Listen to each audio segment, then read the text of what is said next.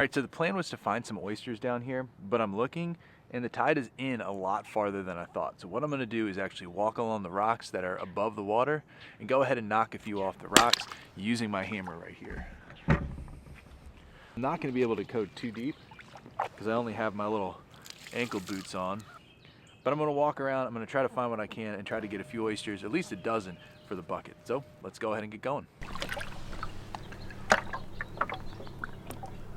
There's a nice looking oyster right there. We're gonna break these off.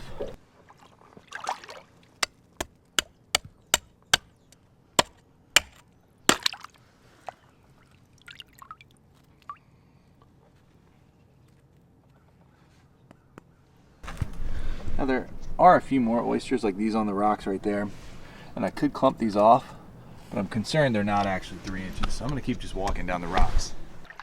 When it's a normal high tide, those rocks up there are normally underwater, and there'd be no way I'd be able to walk where I'm walking right now without much taller boots on. So while it may look like I'm just wading in regular shallow water, this tide is about a good 1.5 feet lower than it normally is on high tide. Here's a good little clump. And here's a really good reference point to prove that. See the marks on the pilings up there? Those darker marks are going to be the high tide line. Here's one right here. This one looks like a good one. You can see, you can measure them. This one's 3 inches. Some of these other ones are good size. Like these ones right here, got a good size oyster on that. Fits in that 3 inches really well. There we go, here's another one. And there's another one too.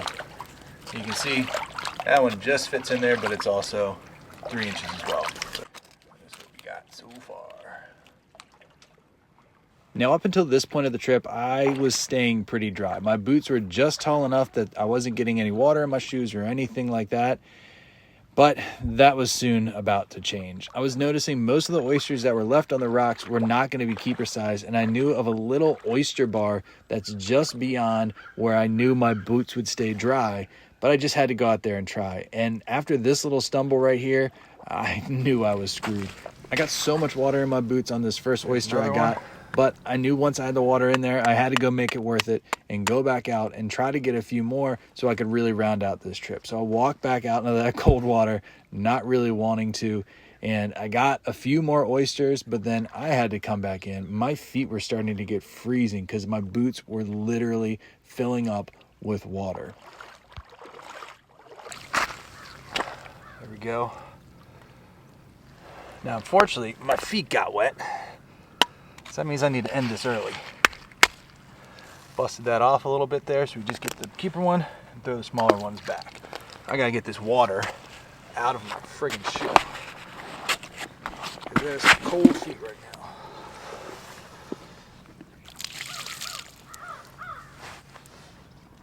I think it's time to invest in some bigger boots. I don't want to keep doing this. This is cold, cold water.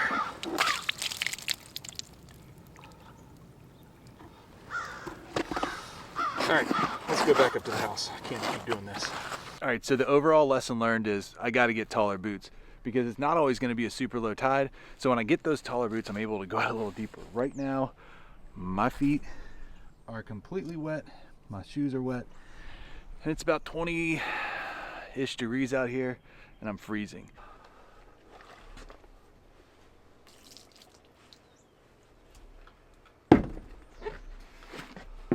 It was not a wise decision to go with these shorter boots.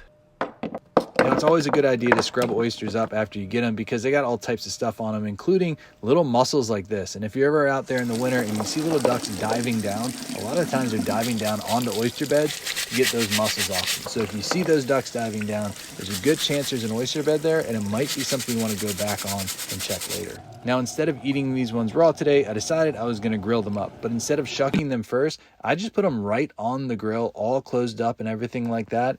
And basically, I put it on at 425, I leave it for about 10 minutes, and they steam inside the shell. And after about that 10 minutes is up, they're ready to go. Now, they're not going to open all the way up like clams do, but once you shuck it open, it's pretty easy to tell when the oyster's done because it will look like a normal oyster, except kind of shriveled up, similar to how a clam does once you steam that too. So this is a great example of a cooked oyster. You can see it doesn't fill the shell up anymore, but the meat texture is nice and firm. And man, I was so excited to eat this. Now you can put any kind of sauce you want on here. Today I put this sauce that I got from one of my followers on there. It was basically shallots, garlic, some fish sauce, and a bunch of other stuff, lemon, lime, I believe too, and put it on there. This smelled absolutely delicious. I love a good fish sauce on my oysters, and this one did not disappoint. The lime and everything like that too was so good.